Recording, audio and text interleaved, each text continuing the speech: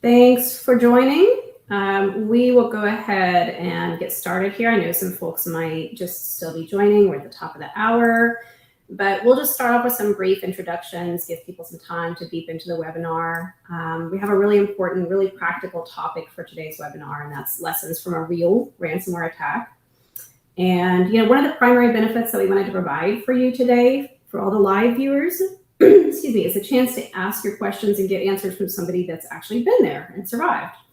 So you'll see a chat window off to the side, I believe, where you can write in your questions, and we'll do our best to answer those as we go along. And we'll also save a lot of time towards the end of the session to answer anything else that we didn't cover during the actual fireside chat. So I'm Carrie Wilson. I'm with Backblaze. I'm joined here by Zach Lewis. Zach, why don't you go ahead and introduce yourself and provide a little bit of background on UHSP as well.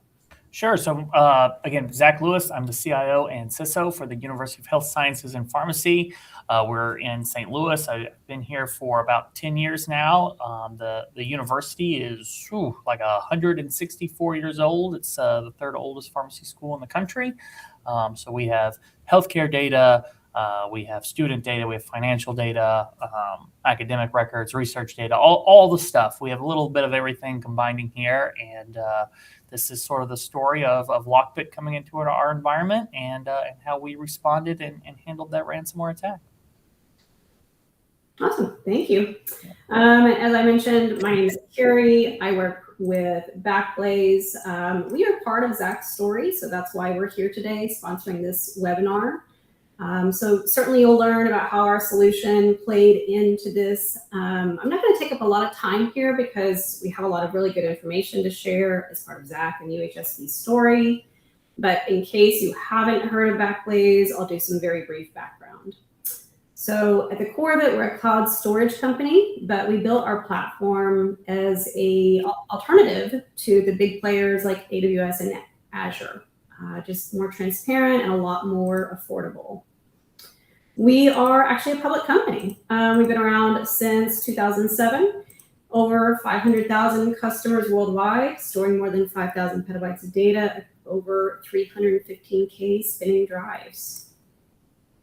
And we have two core products. So B2 Cloud Storage is our object storage. You can think of this as a direct replacement for S3. It's always hot performance, S3 compatible, no gotcha fees on file size or storage duration, and egress is free up to 3 times your storage amount, which is really important for when you're doing your disaster recovery testing, which hopefully you're all doing on a regular basis, pulling your backups down from the cloud and testing them. But people use B2 for a lot more than just backup. They use it for application data, AI and ML workflows, media and entertainment pipelines, security footage, you name it. And then we have computer backup, which is automatic, unlimited endpoint backup for Macs and PCs. It's lightweight, no size limits on restores, and it plays well with tools like Jamf if you're managing a fleet. So again, as I mentioned, these are some of the use cases that we support: backup and archive, DR, ransomware readiness. That last one, of course, is especially relevant to today's webinar. We support object lock for immutability, which means your backup data can't be deleted or modified for a set period of time, even if an attacker gets in. Zach, you used immutability, right? You've got object lock turned on your data set. Yep. So that's your safety net. That's real quick. That's like super important because a lot of time people hear like immutability and they think like, oh, my backups can't be changed or delete or changed anyway, but they can still be deleted. So making sure that like the attackers can come in and just delete your backups. Yeah, probably important. So make sure you have that. That's super important. It's just a toggle switch. Literally, you just hit a switch, turn it on. It's super easy. We're also stack agnostic, so we're not trying to lock you into an ecosystem. We work with Veeam, which I know is one of Zach's tools. But you can also connect Backblaze V2 to pretty much any other backup or software tool that you're already using. We have an S3 compatible API, SDKs, CLI, or web UI. So if your workflow changes, we change with it.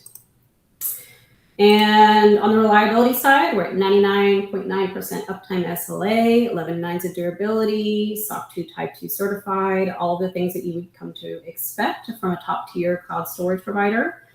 But we also have a very, very preferable TCO. We're talking up to about 56% lower monthly storage costs compared to the hyperscalers, up to 92% less time and effort to manage. So again, no surprise fees, no complicated pricing tiers. Here's a quick look at what that actually looks like when stacked up against some of the hyperscalers, S3, Azure, and Google Cloud. This example in particular is for 50 terabytes. And again, that egress is included, so you can test your backups and you don't have to worry about paying a ransom and egress fees when you need to pull your backups down from the cloud. Okay, so thanks for that. And we are going to go ahead and start to lead into the fireside chat part of the webinar. Again, there is a chat window on the side where you can enter your questions. Of course, we have a lot to cover, but if you have questions that are coming up in your mind as we go along, please go ahead and put those in the chat. We'll try to answer them as we can. We'll also save a lot of time at the end for Q&A. Zach's got firsthand experience here, so this is your chance to get concrete, practical advice from somebody that's actually been there. So Zach, okay, take us back to the morning of the attack, and what did you think was happening at first? Yeah, so our attack occurred April 13th of 2023. That's when it started. I got a phone call very early in the morning saying that our on-site servers and services were unavailable. At the time, we had a lot of end-of-life hardware. So our first thought was, hey, this is just an IT issue. So some equipment went down. We're going to have to stand it back up. I couldn't get to anything on site. So a handful of the team and I went into the office and we started looking at stuff. Really troubleshooting this as a disaster recovery, just, regular IT issue of down systems, work to bring the environment back up. And we did get the environment back up at the time. We got our servers back on, services started running again, people could access stuff, and it took about a day or two, and then almost immediately after, within a few hours of getting the environment back up, it went back down. And so we jumped back in, tried to do the same sort of troubleshooting steps as we had before. It wasn't working this time, things were a little different, and that's when we found a ransom note in the root level of our hypervisor. So the hypervisor running of all of our virtual machines. In that root level, we found a README file. All the files were encrypted, and it basically said that, hey, LockBit had come into our environment. They had encrypted our files. They'd stolen a bunch of our data, and we needed to pay them about $1.5 million to get it all back. At the time, the original estimation was 75 gigs, and they quickly rose that number up to 175 gigs. And later in the negotiation, that became 100 or 380 gigs, almost making it seem like they had kept exfiltrating data the entire time through the negotiation.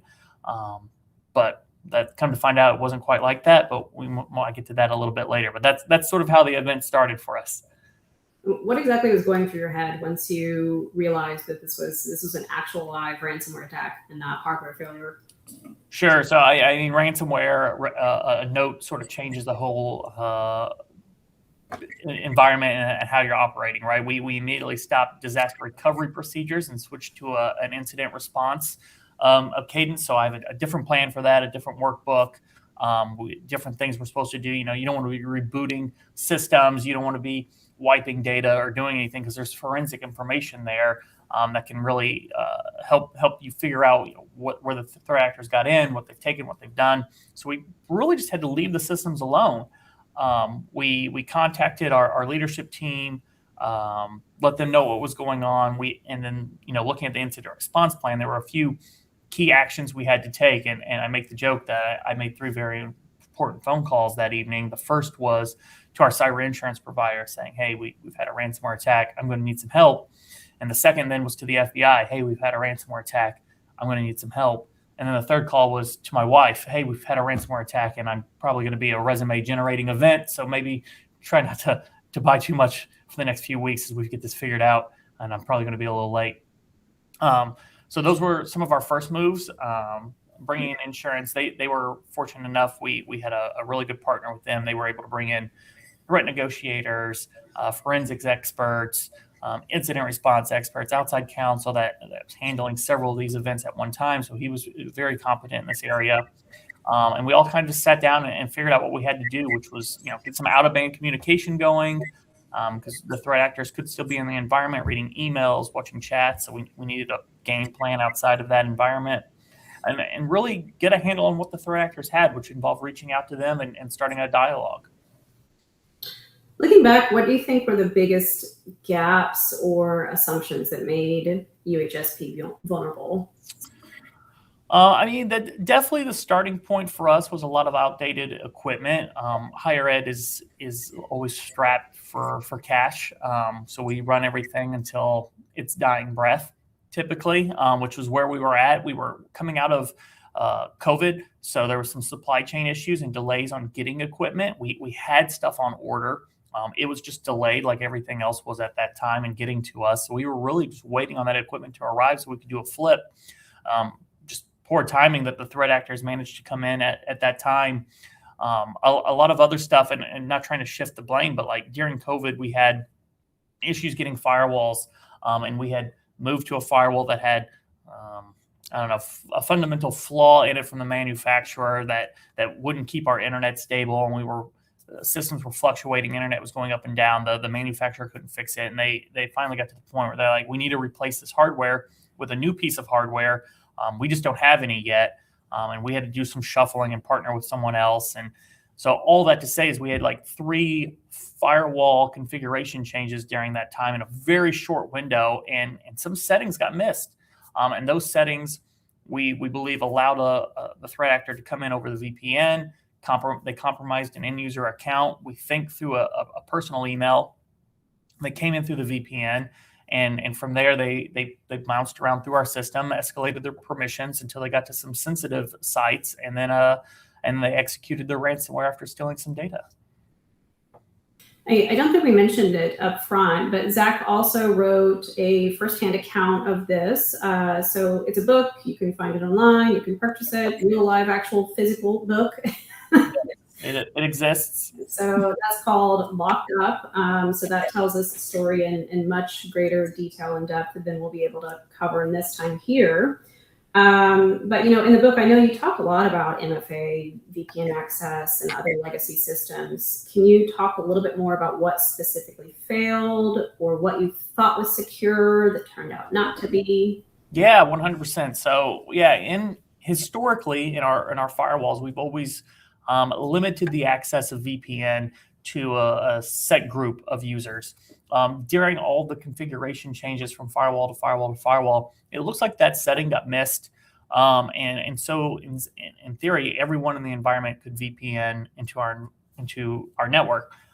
From that also, we had to partner with a local ISP because we could not get a firewall. They were the only ones who had a firewall that would support our environment at the time, or several firewalls to support our environment at the time, because the manufacturer couldn't get stuff to us in a timely fashion.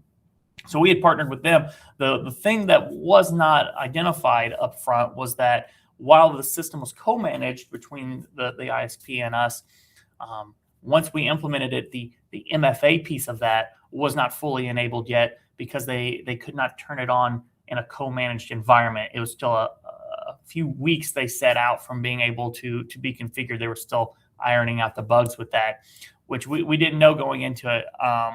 They touted they had MFA, but it wasn't quite working. So we get into a situation here where we have VPN open to an entire environment.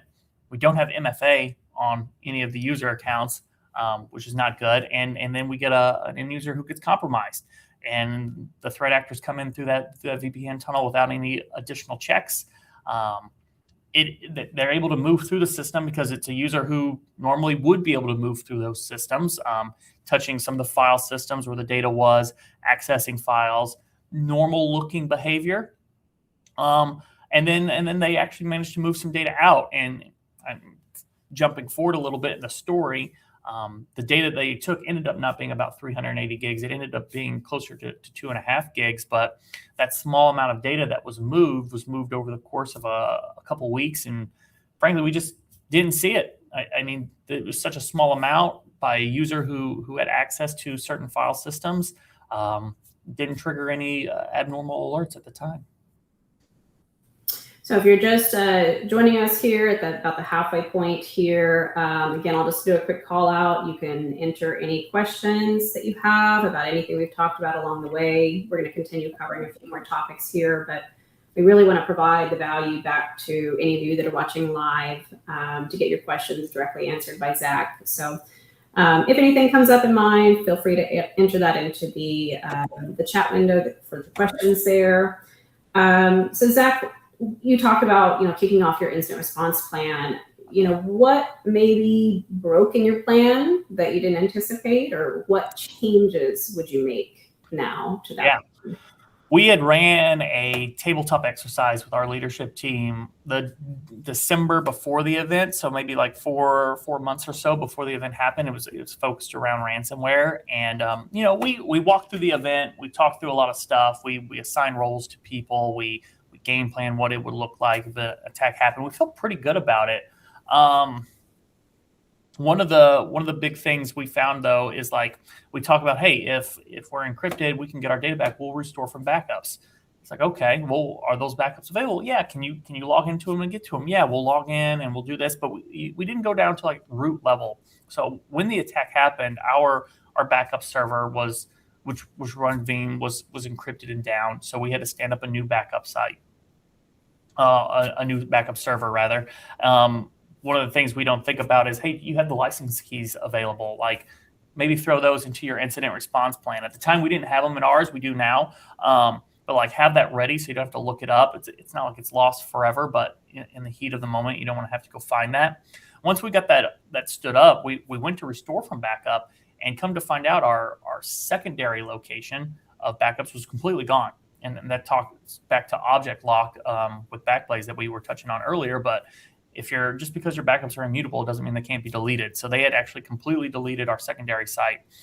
We looking at our primary site, our biggest issue was authentication. So the backups were still there, but unfortunately we couldn't get into them. So our Active Directory site was encrypted. It ran on a virtual server that was encrypted, and it was down. So we couldn't authenticate into our primary through Veeam. And then, so, hey, do you have a local? Most people have a local, right? Well, yeah, we did. The thing is, though, that the local password was stored in the password manager, and it was ran on a local server. That's where the password manager was, and it was encrypted. So our primary backups are there with everything we need to recover. We just can't get to them. We can't log in. The old authentication woes keeping us away from it. So fortunately for us, we had a tertiary backup location that was with Backblaze. It's completely separate from our environment. And while the password for that was also stored in our local password manager, it just so happened that a member of the team had kept a copy of that password in their local password manager. I guess a cloud version of a password manager they ran in their browser. Definitely against policy, but at the time it did get the user into Backblaze, which was very fortunate. So we'll overlook that policy violation, and from there though we were able to restore Active Directory from Backblaze, which it saved the entire campus. I mean, frankly, we wouldn't have had anything without that, without being able to get in there. We were able to pull down Active Directory.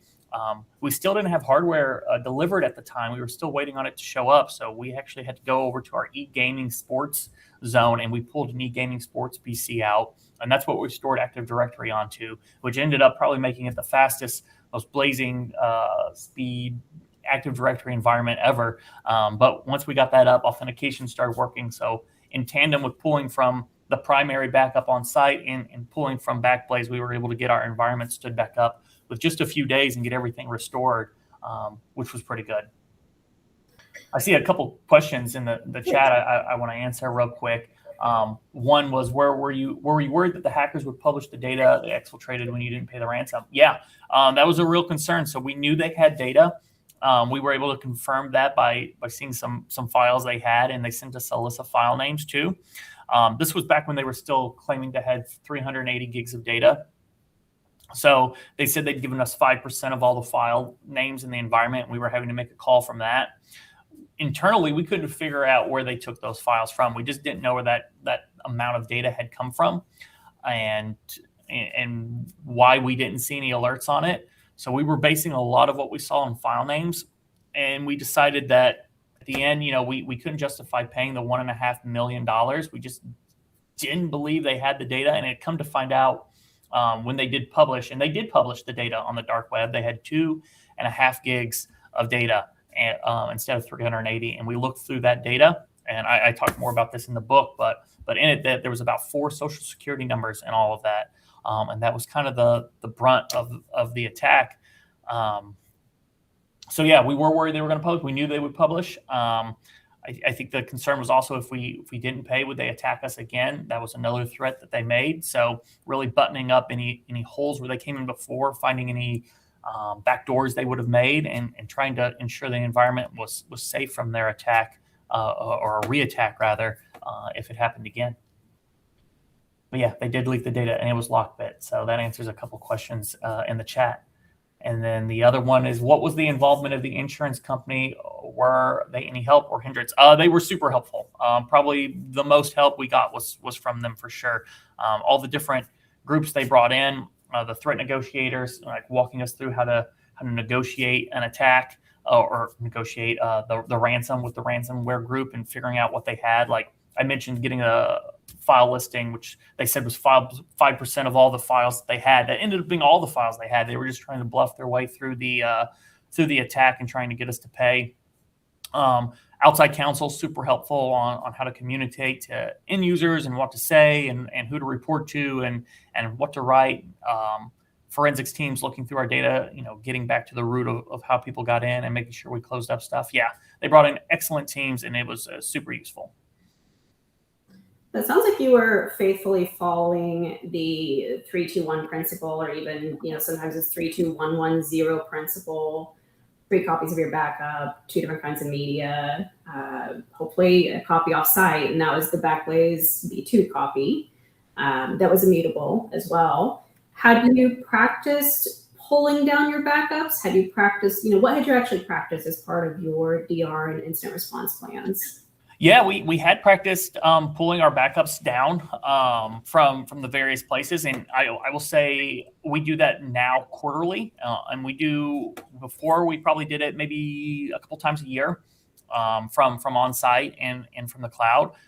Again, not digging too deeply into, hey, can we actually log into these? Can we get to them? Authentication piece is a whole new side of that. So we have I'll note just on those, like in our incident response plan now, we have actually a few physical copies that we keep in a safe on our campus. And these couple physical copies are the only ones that have the passwords, but we do have the actual passwords to log into either Backblaze or Veeam for local passwords, just in case for some reason local passwords aren't available anymore or password managers are down, which might seem counterintuitive, but we really don't want to be in a spot where we didn't have passwords again. So we keep that in our incident response plan locked away. But now at post event, we run backups test every quarter. We map those from all locations, from primary, secondary, and tertiary. How long does it take? Are there any errors? Everyone on the team is pretty acquainted with it. We have backup instructions in the incident response plan, as well as a few other places, and just trying to keep everyone up to date on how to do it, how to get stuff down, and make sure they're always available to us. What about communicating through your organization what was happening? How did you communicate with the university leadership around what exactly was going on, the choices that were at hand, the stakes that were at hand? Yeah, so that first day of finding the note, we let the leadership team know. From there, the very next day, we had a meeting with the board to give them an update. Fortunately, one of our board members was a CIO, so he was acquainted with IT and ransomware and stuff. So I actually gave him a little bit of an update on what was going on beforehand. So when we got into the event and we're like talking about it, he was kind of there to be like, yes, this is the procedure that you should follow in one of these. Data has been leaked on most of us before in various ransomware attacks and data exfiltration attacks. So this isn't anything abnormal. Let's walk through it. Let's gather some data. So it was very helpful having a partner there. We kept those meetings going every day for probably the first couple of weeks. After that, they moved into more of an ad hoc with the board members, but core leadership team met quite often. We did not notify all the end users out of the gate. Fortunately, being a private higher ed institution, we have a little less reporting regulation than some industries. I know not everyone is that fortunate, but we were able to hold off on that a little bit longer while we gathered more information, tried to figure out what's going on, because we knew we were going to get a lot of questions, and we wanted to have some answers for the end user. But regardless of when you tell your end users, whether it's at the beginning, in the middle of the end, wherever it is, they're not going to be happy about it. It's just something you got to be ready for. So we chose to at least have some answers to give them, something in the event that happened. And that's kind of where we were. Yeah. We have another question kind of about managing staff, and maybe, also we could speak about managing burnout Sure. in an incident like this. But the question is, how do you manage this kind of incident when you have an extremely lean IT team, especially when security threats, ransomware threats are a constant presence? Yeah, so we have a pretty lean team as well. We have 2 people on the help desk. We have a system administrator. We have a network director, and we have me. And that was the core of the IT team and the security team at the time. The help desk guys didn't know much about the attack, but eventually, when we let some people know, we gave them like a script to read, because we didn't want a bunch of hearsay going on. So, hey, stick to this. If people have questions, put them up to someone else. But here's the script. Here's what we're doing. Once things were kind of stood up, we were doing password resets, and people had questions about why they can't get access to these sites, or there were these file shares, or whatever. So just scripting out for the help desk to answer. In terms of like the actual working on the case, the network director and myself were the only 2 IT folks on the I'll call it the inner circle of the group that knew about the attack out of the gate. And we were coordinating with all the outside teams on how to get through it. We eventually brought in a few other people from various teams. I have a database administrator too, and he wasn't brought in until much later to answer some questions about the database. But we kept it very tight, very close to the chest. The first few days, it was rough. I did an all-nighter the first night, went home, got some sleep. The network director came in. He worked through most of the day. I think I maybe pulled an all-nighter the night after that, and then got into a more regular cadence where we were just working really long days, especially until we got stuff stood up. But there's a lot of stuff to do. There's a lot of questions to answer. You want to get the environment working as soon as you can. But, I mean, we're all human. You're going to burn out at some time. So we might push real hard there for the first few days, but we try to get back into a regular cadence where we might, maybe it's 12 hours and not 8 hours in a day that we were working, but just trying to keep that ball moving.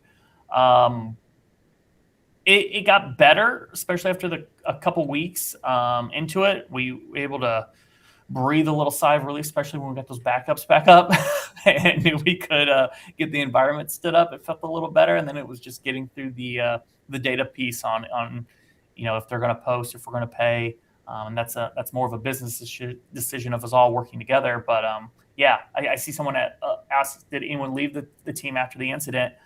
I had a system administrator leave. I don't think it was because of the incident. He left sometime after, and we replaced him. But everyone who worked that incident is still with the team, minus that system administrator. And they've got some great real-world practical experience, I'm sure, to build on. Yeah.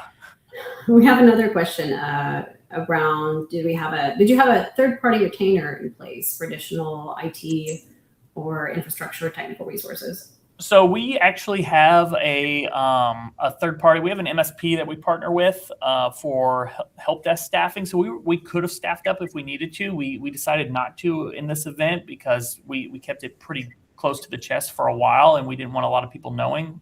We have an MSSP that does SIM logging and sort of monitors our EDR and different stuff. They were aware. We let them know what was going on. They pulled logs for us for the other groups that the insurance company brought in. So forensics and incident response, they pulled logs from the SIM, and they didn't do much work on the incident itself. They were there if we needed them, but we we felt that the expertise of the people brought in by insurance was greater than that of our MSSP at the time. So we kind of let them operate and ran point on everything. And then anything we needed from the MSSP, we just went to them and asked. So great questions coming in. We are at the half-hour point, but we can stay a little bit longer. So if you still have questions that you'd like to have answered from Zach, feel free to keep on adding those to the chat. We're definitely trying to tackle as many of those as we can. But Zach, can you tell me a little bit more about how this changed the way that you approach cybersecurity? Yeah, I mean, I think a lot of our like tabletopping and game playing right now we got to take it more root cause to the root of just everything, really. Like when you're thinking about backups, again, back to what I was saying earlier, like, do you have the license key? Do you have authentication? Can you get to that authentication piece? Can you get to the password manager? Can you get to your incident response plan? Is there a physical? How do you get to it? Like, so now we have break glass accounts, and those break glass accounts have MFA factors that aren't like tied to a phone or a person, and we have duplicates of those that are in 2 different locations in different places. Like, it's a backup to the backup to the backup. It's almost tertiary down to tertiary backups for everything. Not just for your data, but your methodologies of getting in and doing stuff. So we're really looking at that.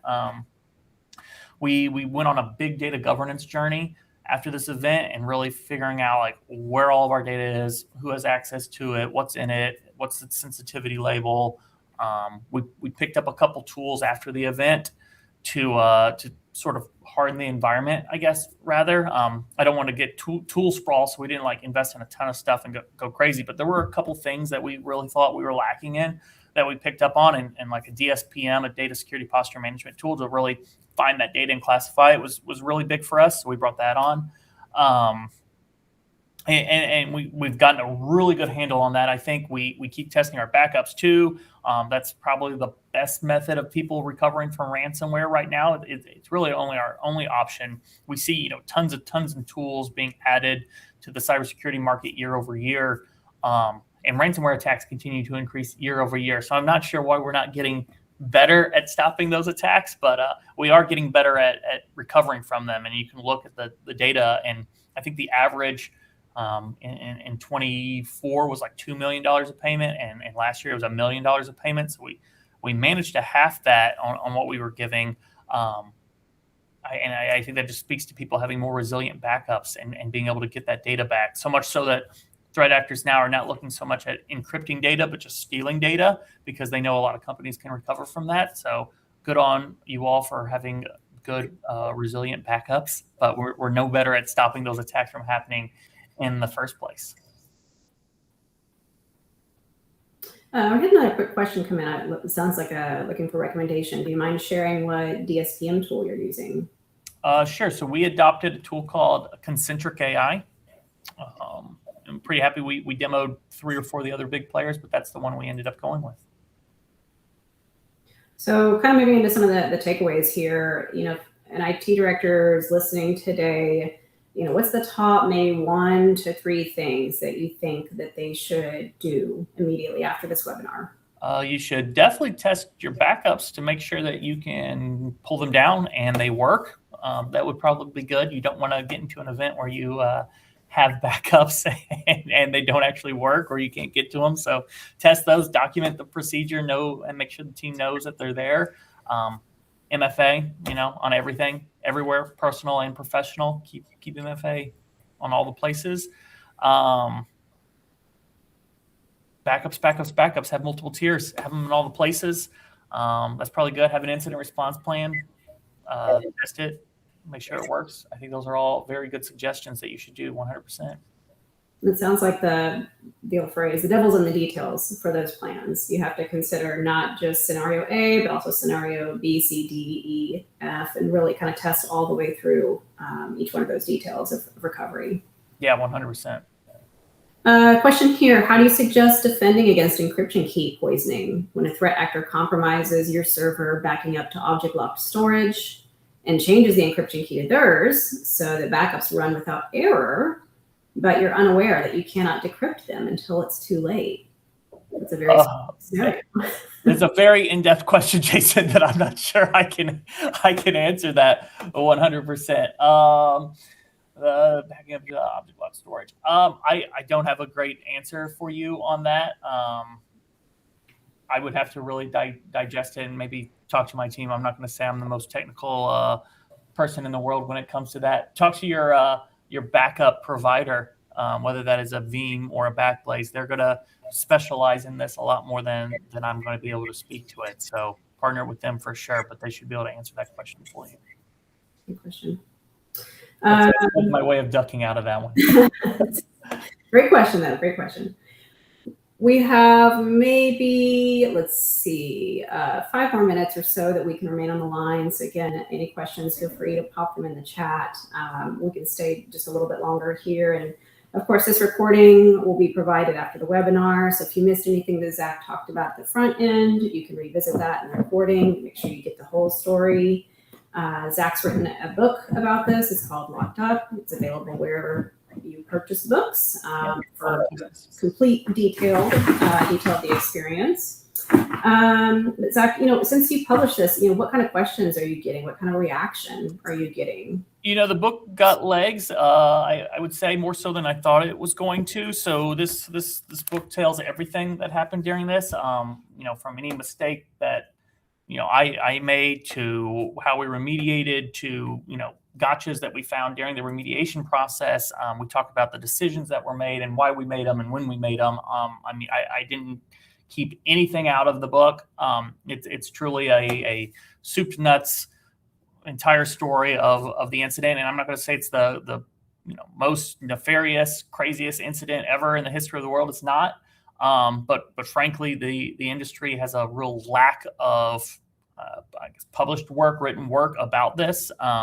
There's nothing like it in the space right now, especially even according to the publisher. They say they've not seen anything like it. And I think there's a stigma around cybersecurity attacks and ransomware attacks. We don't like to talk about them in the industry. It's sort of this mark of shame if they've happened. But they keep happening, and everyone, you're probably going to run into one eventually, sooner or later, and that's just the unfortunate state of the industry. So why not read something that can help give you a guideline? Everything's not going to be the same. It's not a one-to-one, but it can at least give you some ideas, help you plan around the gotchas that ran into me, and hopefully we normalize the space a little bit to talk about these things. I know there's sometimes legal reasons or antitrust reasons we can't, but the more information we can share, the better we can get collectively. And I mentioned those ransomware attacks could continue to increase each year, and I just hope that maybe if we can share a little bit more, we can work together a little bit more. Get back to some foundational level security practices. Maybe we can get those numbers back down and it won't be such a problem for everyone anymore. Have you had people come up and tell you, maybe about their own ransomware attacks without divulging any details around the organization or who or what, but have you learned anything from other people's stories that they may have shared with you? Yeah, it's funny. I do these presentations all over the country, and I always ask people in the crowd to raise their hand if they've had a ransomware attack, and like 2 people in a crowd of like 500 will do it. And then I do like a QR code, and it's all anonymous, and they can mark yes or no, and then you get like 80% of the room says yes. And back to that stigma of not being able to talk about it or want to talk about it. So there definitely are. I get tons of questions at these conferences and events where I do these at. And then when I get off stage, like people will come up to me and they'll be like, oh yeah, I'm working through one right now, or I just had one happen, or this is what happened in my story. And they want to talk. It's like they want to talk about it. But I've heard some really, really cool ones, and I like that people are starting to share those. So that'd be great. Keep sharing, guys. Well, I think we are winding down on our questions and our time here. I forgot to mention that we do have some items in the attachments. You can grab those. There's a little bit more information about Backblaze B2 cloud storage, as well as our endpoint protection, computer backup. There's a free ebook on disaster recovery planning, and also a QR code where you can link out to the Locked Up book. But thank you everybody for joining us. Thank you, Zach, for being willing to share all this openly, and for calling out Backblaze B2 in your story. I'm glad we were able to help you recover without too much more pain from me. Me too. Me too. Yeah.